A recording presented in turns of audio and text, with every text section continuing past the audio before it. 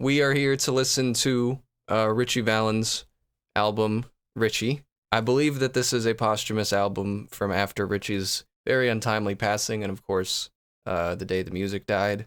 I recently watched the Buddy Holly story and La Bamba, back to back, basically, and I thought both of them were pretty good.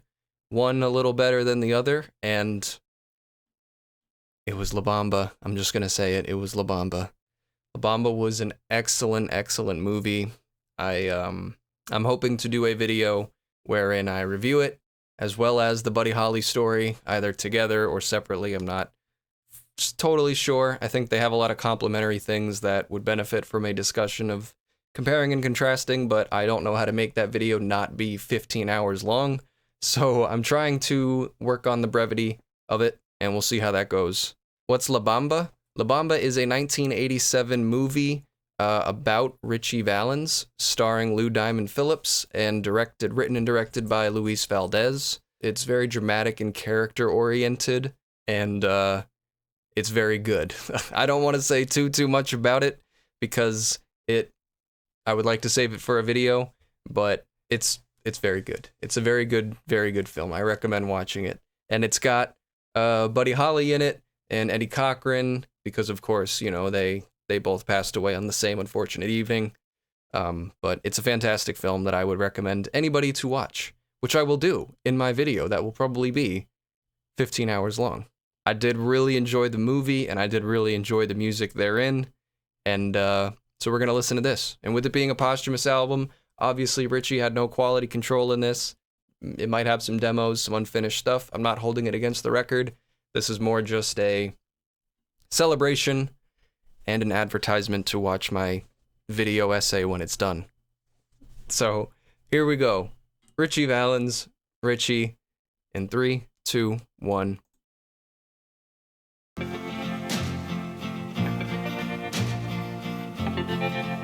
Is that really quiet?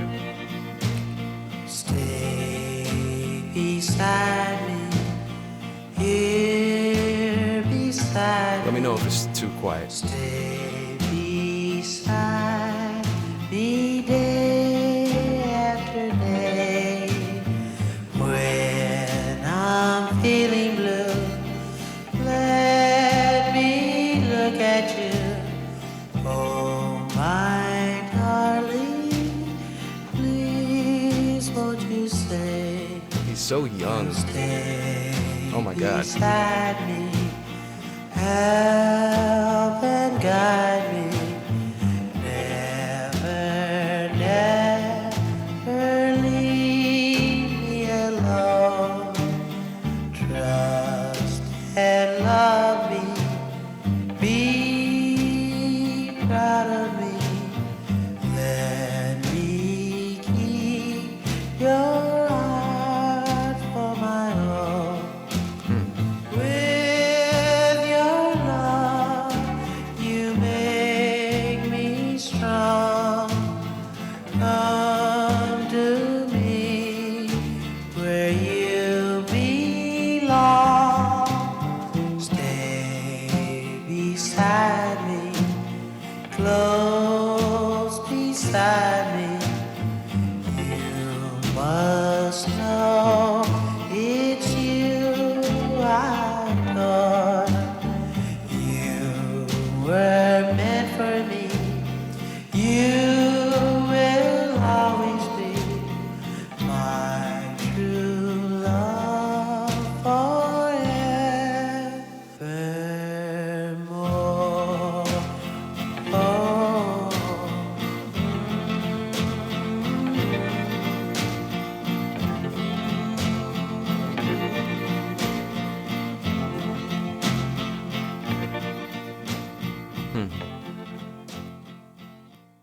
I will fully admit that I don't have as strong a grasp on, or like a strong a recollection of Ritchie Valens' music.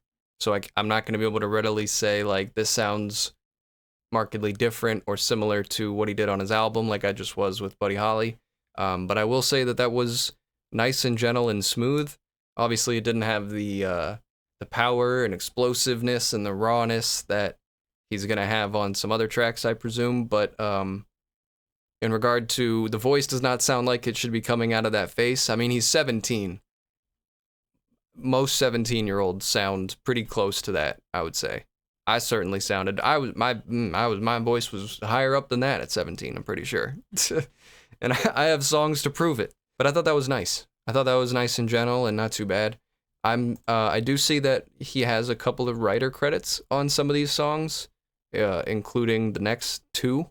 So I kind of want to hear what he's got going on here. Yeah, Ritchie passed away at 17.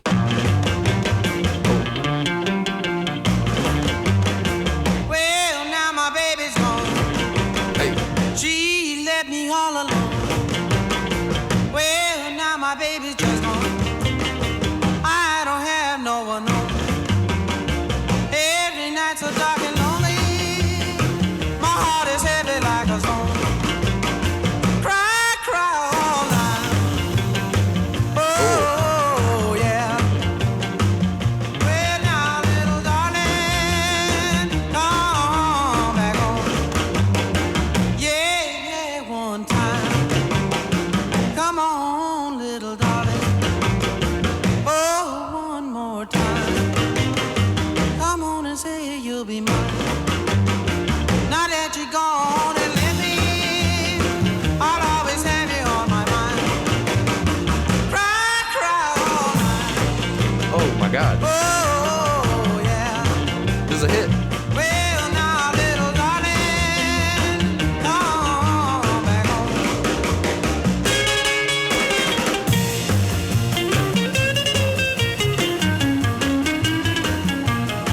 Oh goddamn.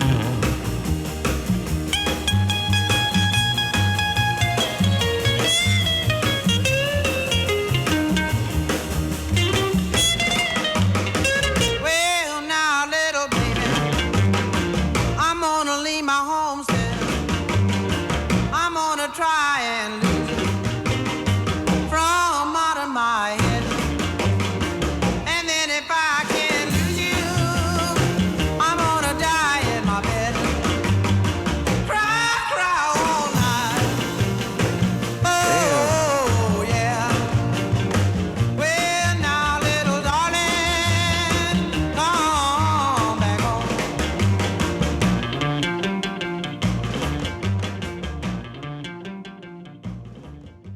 That was crazy. See, that's more what I was kind of expecting. Which, hey, I mean, the fact that we get the 1-2 punch there of we should have started with this one though. We should have started with some fire out the gate. I mean, maybe they're trying to play on your feelings a little bit and start with something that's just gonna be like, because it would hit you in the feels, right? As soon as you start the record for the first time, that first posthumous song, you know, and you hear their voice come back. So maybe they kind of wanted to respect that with the song choice in the intro there. But then this jams. This does jam. That was a dope ass song. I really like that. And that was written by him and Robert Keane. Bob Keane. Oh, he was the founder and owner of the record label Delphi. So he's the guy that Joey Pants is playing as. Okay. Right, that makes sense. Okay. All right. So that's Joey Pants in the movie. Okay.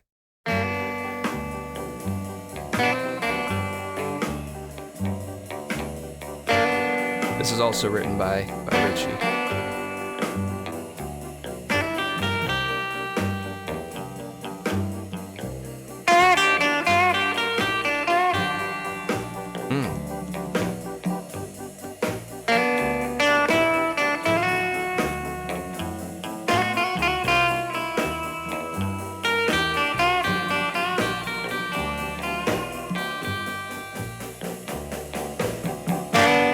Oh, it's an instrumental.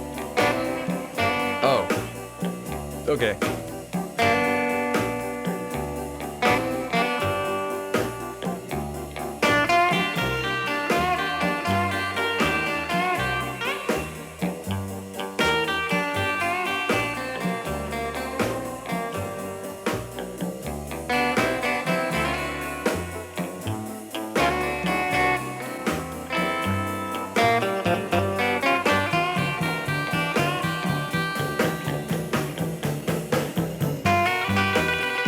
I presume that this would have been a full thing, you know. Maybe not. I don't know.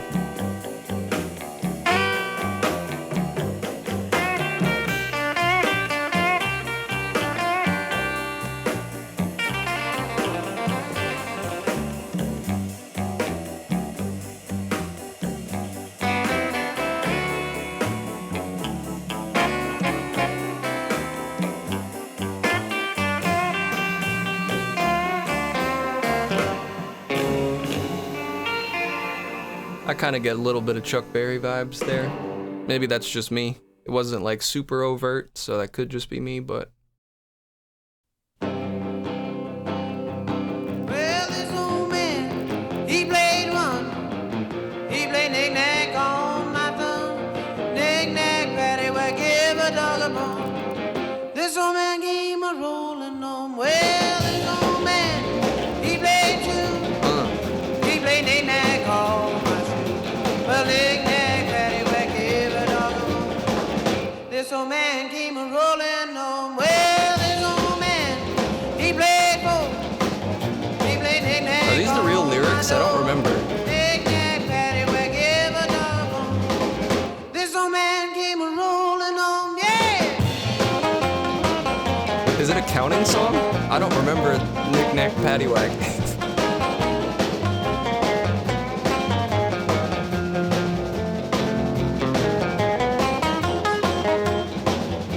That's pretty funny though. He adapted this and La Bamba.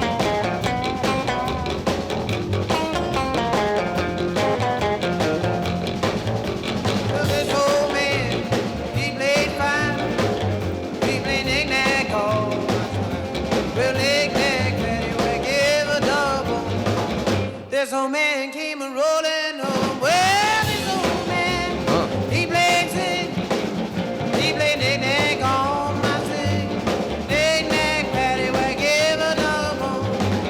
This old man came a rolling on. Well, this old man, he played seven. He played knick-knack all night. Knick-knack, paddywhack, give a double. This old man came a rolling on. Well, he played eight. He played knick-knack on his game. Knick-knack, paddywhack, give a double. This old man came a rolling on. All right. Ooh. Oh, old man. Right now. Yeah, that bass is... Right now, old man. Go ahead. Huh.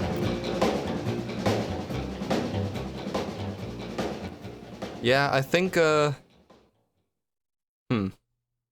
was fun. That was a fun song. I like his ability to do that, to just take something, I don't know, just the way that he was able to take, knick knack paddywhack, give a dog a bone, and he just made it into something jamming, and it's not self-serious, like you could even hear him laughing in the take, which again, arguably, maybe this was a demo tape and he would have did it differently, but I don't know, I think it sounded great the way that it was, and the way that it doesn't take itself too seriously, it's not self-conscious, but it's still just embracing the fun and the silliness of it, I enjoyed that one. Wasn't afraid to not be cool, and in turn that made it cool.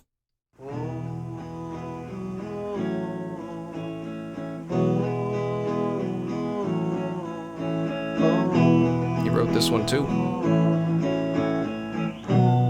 Well, my darling's gone.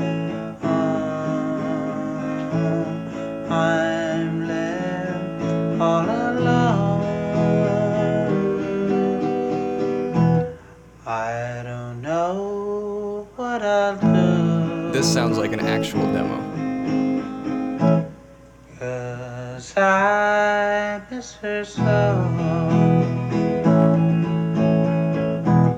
My nights are so lonely.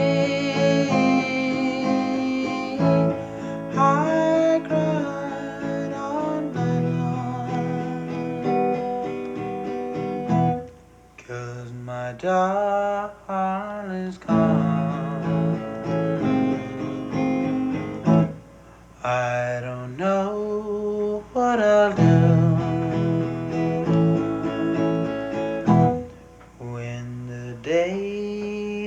he left me. This is kind of eerie, I'm not gonna lie.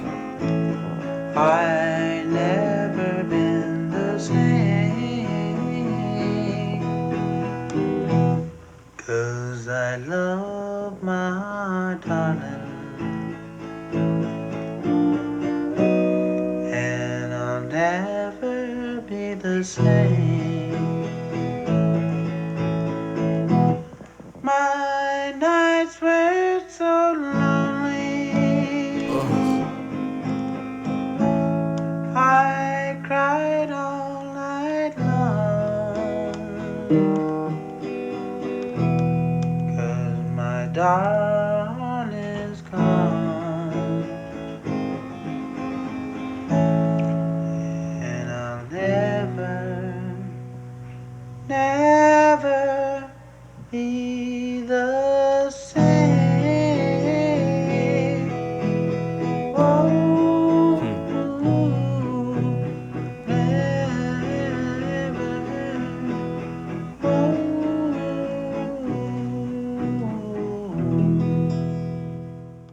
That was kind of gorgeous and kind of eerie. I don't listen to a lot of like studio outtakes or like posthumous stuff, or just doesn't, I tend to stick to studio recordings, whether on this channel or in my own personal consumption, because I find that there's more than enough out there with just that as it is, let alone with demo tapes and basement tapes and the lost tapes and the this and the that, you know what I mean?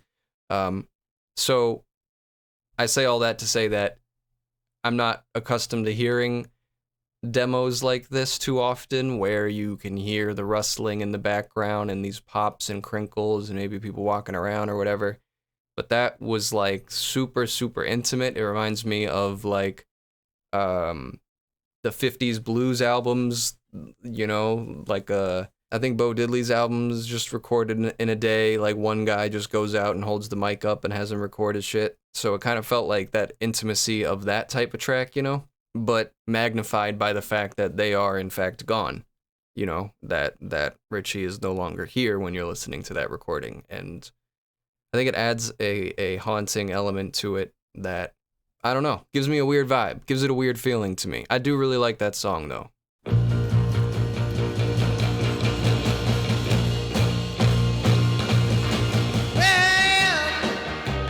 I'll get another day to hang up. Huh? Well, it's getting awful later. Well, I told you when I watch you home, and I told you on the telephone that I'd be here at 8:45. Oh, little girl, ain't you ever on time? Nothing bugs me, baby, like I having to wait, but it always seems to happen every time we have a day.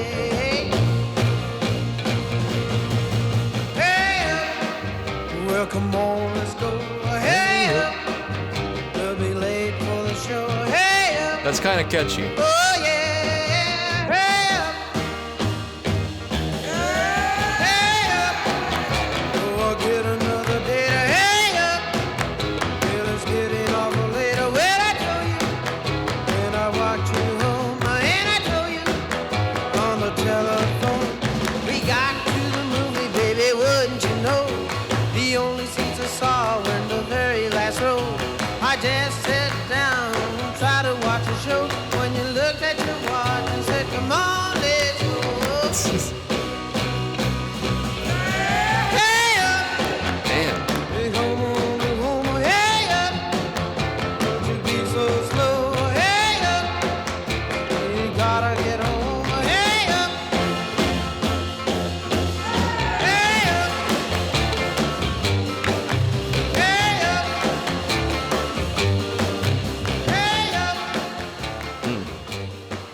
Also a jam.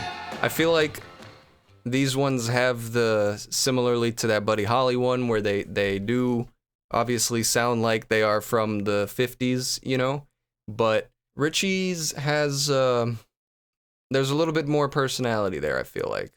At least on display in this one relative to that last Buddy Holly one, not that Buddy Holly doesn't have his own personality on his own songs and stuff, but There's something I don't know if it's just because maybe there is like a Spanish influence or something like that. I'm not 100% sure, but Latin influence.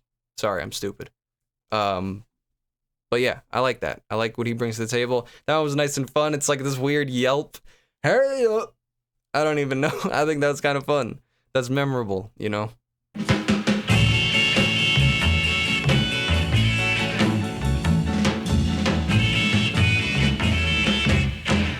Well, now, little girl, you hurt me so. Oh, now, little girl, don't you treat me so. Well, now, little girl, my heart's broken too. Oh, now, little girl, Yeah, I've listened to the Big Bopper. I liked his why record. can't you be true? His whole LP I thought was solid. Well, now, little girl, I'm gonna say goodbye. Oh, please, please, little girl, I can't see you cry. So now, little girl, promise me you'll do. Oh, little girl, just say you'll be true. Well, now, little girl, I'm gonna say goodbye. Oh, please, little girl, I can't see you cry. So now, little girl,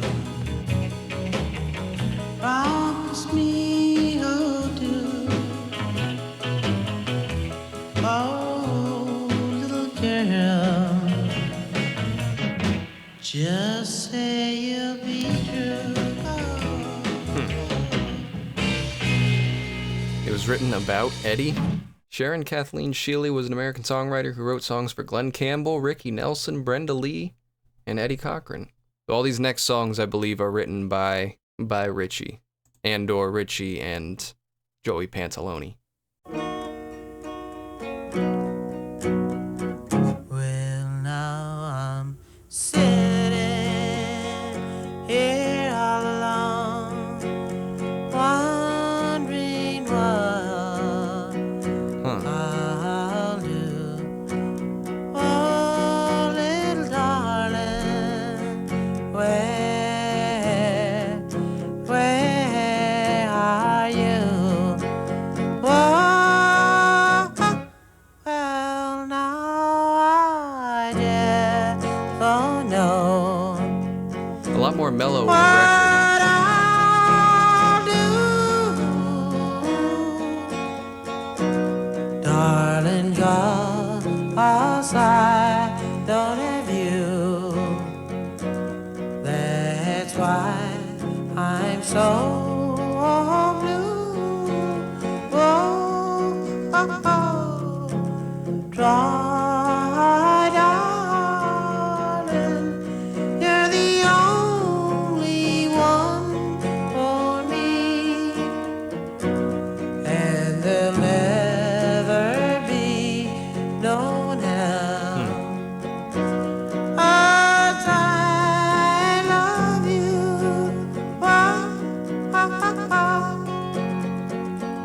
Well, now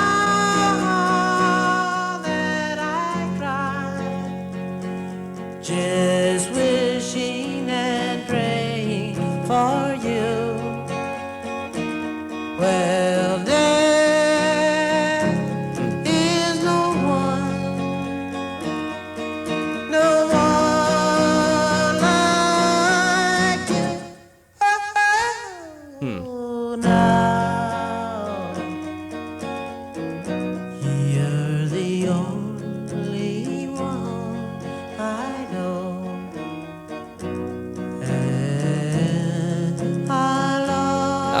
this one. This is. Always love you so, love you so, darling.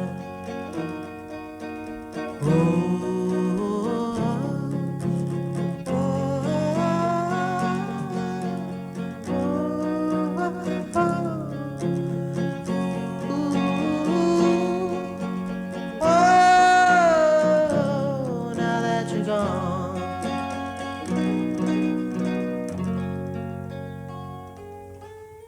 I wouldn't be surprised if that was another like demo type song or something. It was a little slow, felt to me a little underdeveloped, like it could have had a little more instrumentation going on there. He sounded maybe a little pitchy, that's just me, you know, but I think that one could have been reworked into something a little bit nicer, but overall didn't super impress me in the state that it's in there. Bob Keane was a crook. He repossessed Ritchie's caddy after his death. He's tied to Sam Cooke, who died, and his last big artist, the Bobby Fuller 4. Bobby died in 1966. Yeah, that doesn't sound like, that doesn't sound great. I like how you're listening to the contemporaries of the better known, Zakk. That's the way to do it. It sure is. And it feels like it's been paying off recently, because when I watched the Buddy Holly movie and La Bamba, I was able to kind of keep up with a lot of the subtext that they assume you know as a viewer, because if you're going to be watching these movies, you probably were born or, you know, lived through that time or have some cultural understanding of it. And then I didn't for a long time, and then so now I'm able to watch it and see references and a poster for this, and, you know, oh, we're going to the Apollo Theater and we're doing this, and now I know about that because of this, that, and the other thing. So it has been fun. It has been fun to do. Obviously, there are artists that attract more views and stuff like that, but I'm in it for the love of the game, baby. I'm in it because I want to learn about the music and the culture and stuff like that. So it has been fun.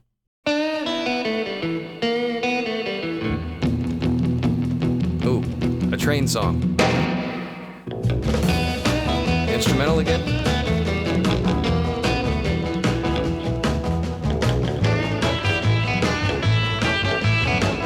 Still a jam though.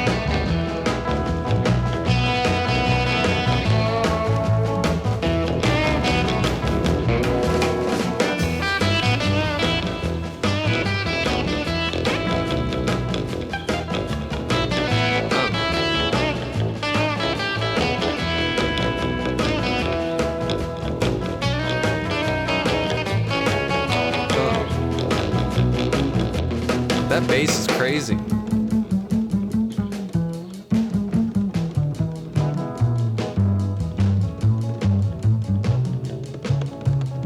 They're gonna remake La Bamba, why? Just to get more eyes on Ritchie, I guess, but doesn't, yeah.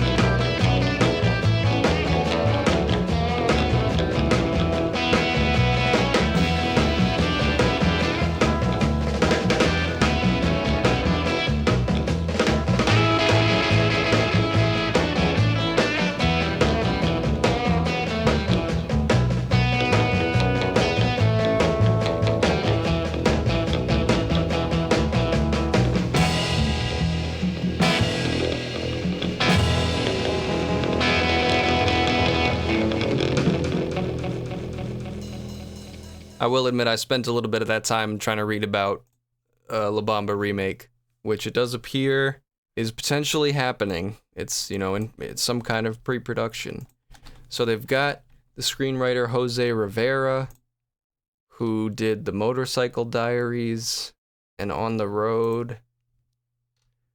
I don't think that. I mean, you're not gonna beat the original, but if it puts more eyes on Ritchie and his music, I don't know. Maybe it's okay. Maybe it's okay, because the kids are not gonna watch a stinky movie made in 1987. You know, that's too old.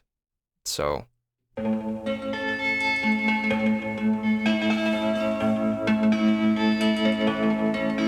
Is this another? Okay.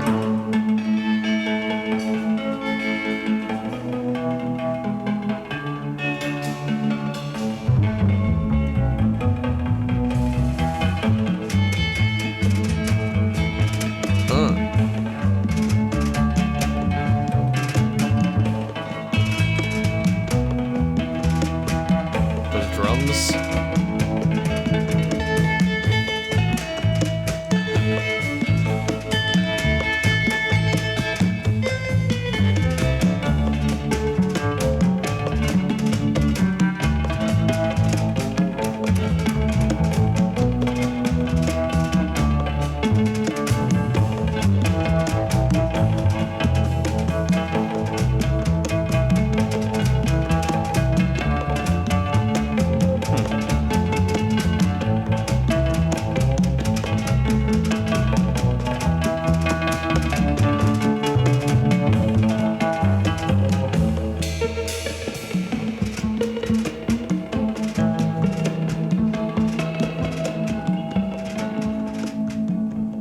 That was weird. That was cool. That was I don't even know what the word is for that. That had like a weird quality to the like the pluckiness to the guitar, you know? Very interesting. I like that one. I like that one. This record definitely is showing its posthumous status with the demo track and maybe the 2 demo tracks, and I think this is now our 3rd instrumental. It's already only an 11-track record, so they definitely are presumably scraping the barrel, you know, but we're fortunate to have it at all. And we're up on the last track now.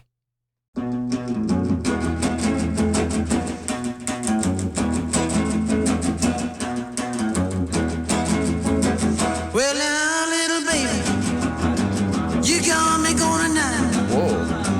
Well, little girl, I'll never let you go.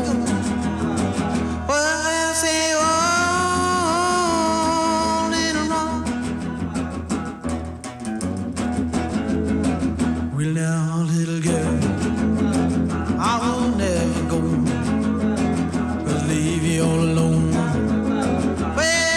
So, well now, little girl, I'm gonna rock all night. Well, little baby, just hold me so tight. Well, you got me to talk, oh, rolling all night. Well, little girl, just rock me too tight.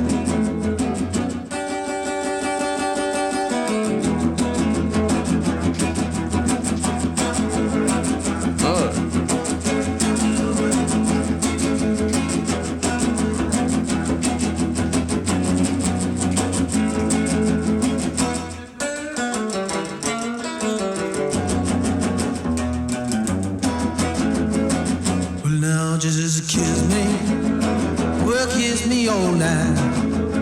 Well, little girl, just hold me so tight. Just kiss, baby, kiss me oh so fine. Man, your lips just taste, Man. It just tastes like wine. Well, now, little girl, where you gonna rock all night? Well, just your lips like wine when I just saw. Oh, little baby. Oh, baby. Oh, baby. Kind of went out with a bang there. I like that one. That was cool. How good were the records you were putting out when you were 17? They're unlistenable. They're absolutely terrible. And anything I make now is still god awful. Me and my brother were just listening the other day to some of our old shit from when we were 15, 16, 17. We were just having a big old laugh about it because it fucking sucks. But such is life, you know? Most of us are, well, I'm not going to say you guys. I mean, a lot of people are mediocre, you know? And that's okay. The cream rises to the top. Not everybody can be a LeBron or a Lil Wayne or Ritchie Valens. I think that's the full Obama quote, right? He said LeBron, Lil Wayne, or Ritchie Valens. It also means pushing our children to set their sights a little bit higher. They might think they've got a pretty good jump shot or a pretty good flow. But our kids can't all aspire to be LeBron or Lil Wayne. I want them aspiring to be scientists and engineers, doctors and teachers, not just ballers and rappers. I want them aspiring to be a Supreme Court justice. I want them aspiring to be the President of the United States of America. This record, I would say, does not, it shows the cracks a little more than the Buddy Holly one necessarily. But it still had a couple of songs on here that were nice. Cry, Cry, Cry might be my highlight there. The Paddi-Whack Song was just kind of fun. Rockin All Night was a great closer. I really enjoyed that one. The instrumentals were fun. The Ritchie's Blues was my favorite of them. Couple of ballads that were a little iffy for me. For the most part, this was nice. And again, like I said with the Buddy Holly record, you know, I enjoyed this as a component piece of getting to know more about Ritchie Valens. I listened to his one record back in the day, in the 50s, and I thought it was fine, and then I basically just kind of moved on, so it's nice to double back, having watched the movie, which is available to watch with me on Patreon, and to now be deep diving into the movie and then looking into what's factual about it and listening to these songs and stuff like that. All right, let's read our Steve Leggett. I don't believe I know your name, Steve. Let's see if I'm gonna hate you forever based on this one article that you probably don't remember writing. And who knows if you still stand by it, but I'm gonna judge you forever, Steve Leggett. Ritchie Valens was only 17 when he died in 1959. His musical legacy rests on about an album and a half of completed studio material, a poorly recorded high school concert. I think I might have that actually. And a handful of demos and rehearsal tapes, all of which meant Bill Keane was facing a problem when it came time to release a second album of Valens material on Keane's Delphi label. The resulting LP, Ritchie, actually turned out better than perhaps it had a right to, and while it didn't yield any huge hits and was essentially cobbled together, it has an internal coherence that is pretty remarkable given the circumstances. Yeah, I would say that's fair. It's fairly coherent. Yeah, I would agree with that. Tracks like Cry, Cry, Cry and the fiery Fast Freight sound polished and finished, while the obvious solo studio demos like My Darling Is Gone and Now You're Gone have a kind of poignant intimacy. Yes, I would agree. A couple of cuts here are studio jams, and it is highly doubtful that Big Baby Blues or Ritchie's Blues would have appeared on the LP had Valens lived, while Rockin' All Night, a studio run-through with Valens on guitar, is clearly a rehearsal for the harmony singers, who can be heard working out parts in the background, yeah. Given the paucity of Valens' material, he had only been working in a recording studio for about 7 months when he died, and that time was pieced in around tour dates and appearances. This second LP is a bit of a minor miracle. Yeah, like I said, it didn't really blow me away, but I don't think that there's really much, it would take something even more miraculous to really have had that happen, but it was a nice listen. I enjoyed it. Like I said, this was cool. I enjoyed this. Once again, final spiel that I'm repeating now for the 4th time, I think. I have watched La Bamba. I've listened to his debut LP. Now listen to this. I'm working on a review of La Bamba, and I hope you will check that out. Spoilers, the movie is fantastic, and if you haven't seen it, I highly recommend it. I think it's one of the best, probably the best movie that I will have reviewed on the channel, right? Oh no, I did a Hard Day's Night also. Another Criterion movie. It's up to the quality of Hard Day's Night, both Criterion movies. But obviously La Bamba came out 20 years later. Thanks everybody. Thank you for hanging out and listening to Ritchie Valens. See you next time.